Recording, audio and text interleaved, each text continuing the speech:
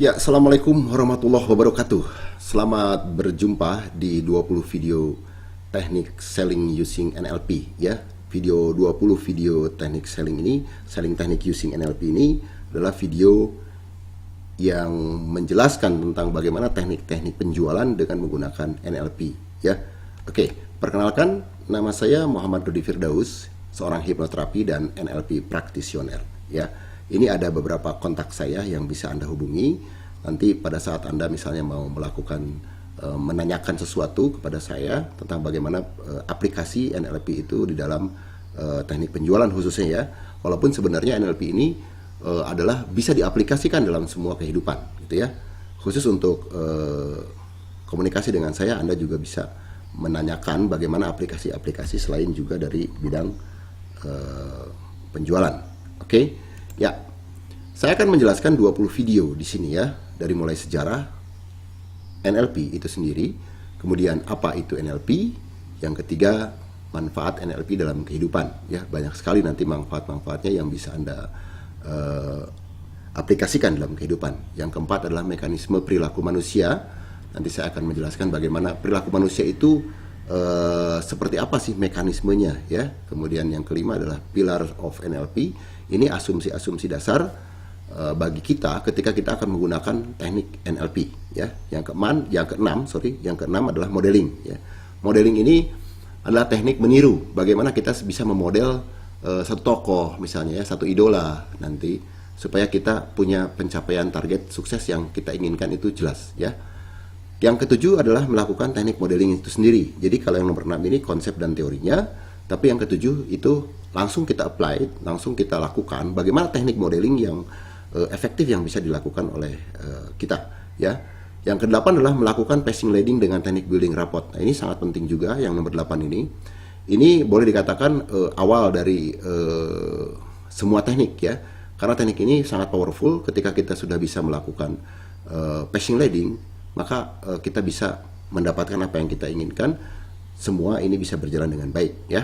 Walaupun banyak teknik di melakukan passing leading ini bukan saja teknik building rapport, tapi teknik building rapport ini teknik yang direkomendasikan lah ya, teknik yang umum dan populer yang digunakan banyak orang. Ya, yang kesembilan adalah metamodel ya. Metamodel juga ini satu teknik yang boleh dikatakan wajib ya, yang dimiliki oleh seorang NLP. Ini masih bentuk konsep dan teorinya di video ke-9, tapi di video ke-10 kita langsung apply juga, kita aplikasikan bagaimana metamodel itu bisa kita lakukan, yaitu salah satunya dengan teknik yang dinamakan comparative dilatation ya. Nanti lebih jelasnya kita tonton saja di video ke-10. Di video ke-11 ada aplikasi masih aplikasi metamodel, aplikasi metamodel yang namanya lack of referential index for selling ya. Secara jelasnya juga nanti akan saya jelaskan lebih detail bagaimana teknik ini bisa mempengaruhi pikiran orang pada saat kita melakukan penawaran atau penjualan ya. Kemudian dalam video yang ke-12 ada aplikasi metamodel juga, masih aplikasi metamodel. Ini yang namanya unspecified verb for selling ya. Secara teknis, secara aplikasi, contoh, dan kita juga nanti ada praktek-praktek bagaimana kita mengaplikasikan metamodel untuk teknik unspecified verb for selling ya. Dalam video yang ke-13 saya akan menjelaskan tentang mind reading teknik. Sekaligus juga nanti akan kita praktekkan bagaimana kita membaca pikiran orang. Ya, keren juga ya, mind reading teknik ya. Nanti secara detail di video ke-13 Anda bisa mengetahui dan langsung praktek bagaimana mind reading yang dimaksud di sini ya. Yang ke-14 ada teknik yang disebut dengan metaprogram. Wah, ini metaprogram ini teknik komunikasi yang disebut powerful juga, sangat dahsyat juga kalau kita menguasai metaprogram ini ya. Ini ada beberapa teknik metaprogram yang saya sampaikan yang bisa berhubungan dengan penjualan ya, dari nomor 15 sampai dengan nomor 18 ya. Toward from, away from for selling ya. The sameness and the different for selling. Kemudian ada global specific for selling dan proactive and reactive for selling. Itu turunan dari program metaprogram ya. Kemudian yang ke-19 itu ada video metafor namanya. Metafor ini biasanya banyak digunakan untuk bahasa-bahasa iklan ya. Karena bagaimanapun pada saat Anda melakukan penawaran, Anda melakukan iklan ya, promosi. Nah, ini bahasa yang digunakan itu adalah bahasa metafor ya. Kemudian Yang video yang ke-20 adalah aplikasi bahasa sugesti for selling. Itu saya kira yang 20 video itu yang nanti akan dijelaskan kepada Anda secara gamblang. Anda bisa ikuti, nanti Anda bisa juga langsung melakukan aplikasinya yang berkaitan dengan penjualan. Oke, saya kira itu 20 videonya ya. Oke, kita lanjut saja. Untuk yang pertama, kita akan bicarakan mengenai sejarah NLP ya. NLP, Neuro Language Programming ya. Itu awalnya di California pada tahun 72. Richard Bandler, statusnya saat itu masih mahasiswa University of Santa Cruz, bersama dengan John Grinder, ini adalah profesor bahasa, profesornya dengan mahasiswanya ya. Mereka berdua sepakat untuk mempelajari kesempurnaan keterampilan komunikasi gitu dari ketiga orang ini, dari terapi penyembuhan ya yang dilakukan oleh ketiga orang ini, oleh Virginia Satir yang mengembangkan Conjoint Family Therapy, Fritz Perls yang mendirikan aliran Gestalt psikologi, dan Milton Erickson yang mengembangkan clinical hypnotherapy. Apa yang mendorong Richard Bandler dan John Grinder ini melakukan penelitian ketiga terapis ini? Ini ada mungkin bagi sebagian orang ini ada hal yang aneh, yang sangat boleh dikatakan mistik begitu ya. Kenapa kok dalam hanya menggunakan bahasa, hanya menggunakan komunikasi tertentu, ketiga orang ini bisa melakukan terapi penyembuhan? Ya, akhirnya Bandler dan Grinder melakukan penelitian kepada ketiga orang ini ya. Nah, ini yang dijadikan bahan dasar NLP gitu loh ya. Nah, untuk memperkuat bahan dasar NLP yang dari tiga orang terapis ini, mereka memperkuatnya kepada ketiga ahli komunikasi ini ya. Ada ahli linguistik, 2 ahli linguistik, dan 1 ahli antropologi ya. Nah, NLP ini diciptakan berdasarkan studi subjektif terhadap bahasa ya. Jadi bahasa orang yang satu dengan yang lain itu mempunyai keunikan dan mempunyai perbedaan gitu ya. Sehingga komunikasi itu bisa merubah pola pikir atau perilaku seorang. Ini ya. Misalnya contoh begini ya. Ada orang yang mendengar kalimat macan, ada yang takut, ada yang ketika mendengar kalimat macan dia biasa saja, tidak takut-takut amat gitu. Ya, tidak semua orang mendengar kalimat macan kemudian menjadi takut, gitu maksud saya.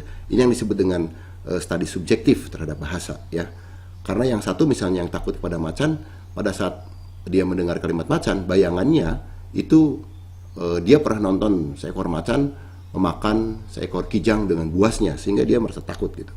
Tapi satu orang lain ketika mendengar kalimat macan dia biasa-biasa saja karena yang dia tahu macan itu seperti di buku-buku cerita yang wajahnya, kepala macannya itu dibuat lucu-lucu ya dengan berwarna-warni kayak gitu ya. Itu yang disebut dengan subjektif. Makanya di dalam penyampaian, penawaran, di dalam selling itu tidak semua orang bisa responnya berbeda ketika ada yang misalnya diskon, ada yang responnya kencang, ada yang ketika kita kasih tawaran diskon kok biasa saja gitu. Nah, nanti bagaimana NLP ini, Neuro Language Program ini bisa dimanfaatkan, bisa digunakan di dalam penjualan, kurang lebih seperti itu. Detailnya nanti akan saya sampaikan di video-video berikut yang jumlahnya 20 tadi. Oke ya. Nah, kita lanjutkan masih sejarah NLP. Jadi pada tahun 90 akhirnya Bandler dan Grinder itu memisahkan diri. Akhirnya Bandler menjalankan ajaran melalui The Society of NLP, dan John Grinder akhirnya mengembangkan New Code dan mendirikan NLP Academy di London gitu ya. Nah, ini yang kedua orang ini sudah pernah melahirkan 3 buku tentang NLP ya. Yang pertama adalah The Structure of Magic 1 dan 2, kemudian Frog into Princess.